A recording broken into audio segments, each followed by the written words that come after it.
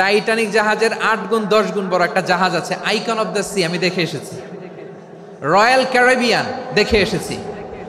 সাগরের সামনে জেটিতে যখন দাঁড়ালাম, জাহাজটা যখন যায়, আমার মনে হচ্ছে একটা শহর, গোটা শহর, the entire city is floating on the water.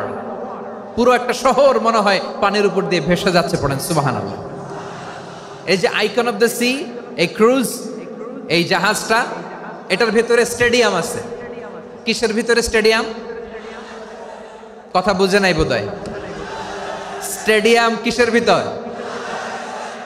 Swimming pool আছে, শপিং মল আছে, রেস্টুরেন্ট আছে, ক্লাব আছে, 3000 4000 রুম বিশিষ্ট, কক্ষ বিশিষ্ট হোটেল আছে। এই সবগুলোর নিয়ে এগুলো চলে সাগরের এই দোলার মধ্যে, জলোচ্ছ্বাসের মধ্যে। এই সাগরের ভেতরে এই জাহাজগুলোর ভাসায় রাখছে কে?